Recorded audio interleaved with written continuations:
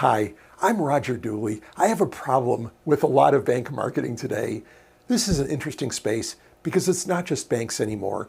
You've got challenger banks coming in. You've got fintech firms. You've got tech firms that really don't seem to have anything to do with banking, but could still have an impact on banks. In fact, today, banks are facing some headwinds. In a recent poll about corporate reputation, only 4 banks are in the top 100 firms, and only one of them manages to squeak barely into the top half. The others are lower. In fact, the lowest ranked one, Wells Fargo, who has had a few, shall we say, reputational issues, is ranked better than the Trump Organization, but is a couple of spots below MyPillow. That same survey asked people who they trusted to keep their data protected, their data private. The top 2 firms are not banks. They are tech firms. Apple, number 1, Amazon, number 2. In fact, a few years ago, Bain surveyed people and found many trust tech firms more than they do banks. So let's talk about bank marketing. My problem with it is that today, so much of bank marketing involves bribing customers to open accounts. You can get $300. You can get $525, $750, another $750. You can get $1,000 or even $1,400. Sometimes, instead of dollars, they offer you massive amounts of air miles. But my new favorite is offering me $3,000 to open an account. Is this really the best way for banks to market their products and services, offering people piles of cash? I visualize the bank's chief marketing officer telling the CEO, hey, we've got a new offer and it's working great. We're getting lots of new accounts. The CEO says, okay, well, what is it? And the CMO replies, we're paying customers $3,000 to sign up. This might be one reason why the tenure of chief marketing officers in their jobs keeps going down year after year. I'm sure those marketers have data that show they recoup those payouts over time, but is offering new customers ever bigger bribes really the best approach? What I will do in the next couple of minutes is offer a doorway to a better, brighter future for bank marketing. First, I think it's important to focus on the product itself. Take a basic savings account. Chase will pay me 1/100 of 1%, 0.01% on my savings account. Bank of America, same thing. Wells Fargo bumps it all the way up to 0.15%. Not that attractive, right?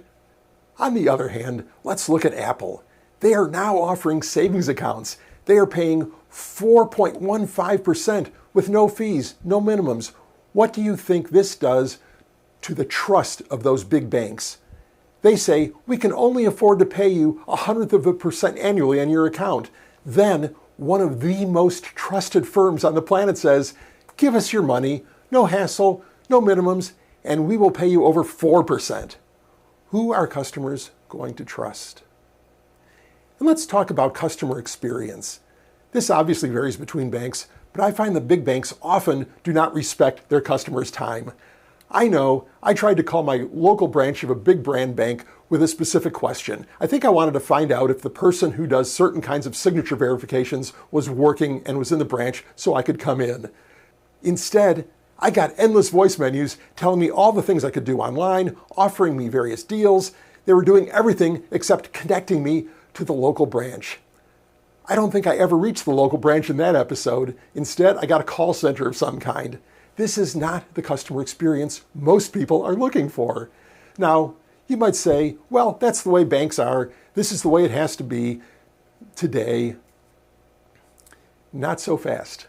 Here in Texas, we've got a bank that makes a different promise. 2 rings and a human. 2 rings and a human. Pretty simple, right?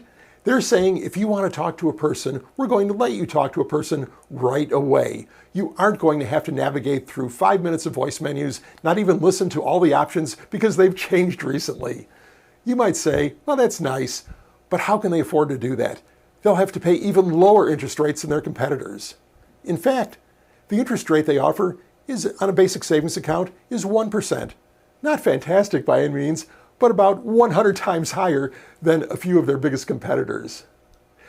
The last thing I want to talk about is loyalty. Clearly, loyalty is important to banks as well as every other kind of company that has customers. Who do you think is going to be a more loyal customer? The customer who is receiving 100th of 1% on their savings account, or the customer that's receiving 100 times that or 400 times that?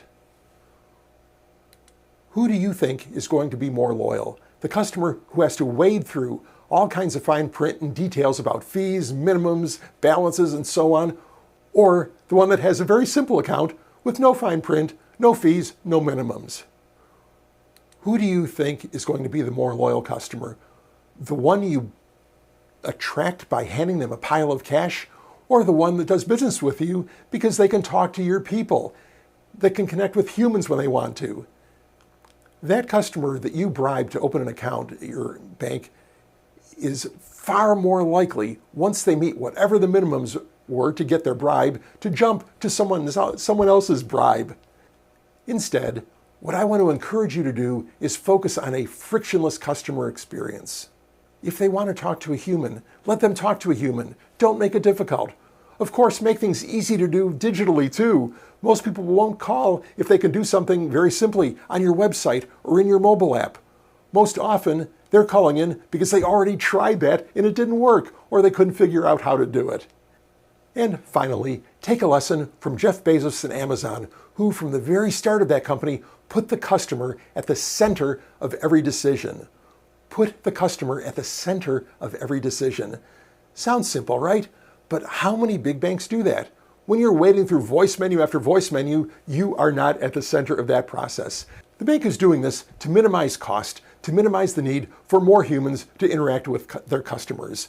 Put the customer at the center of your decisions.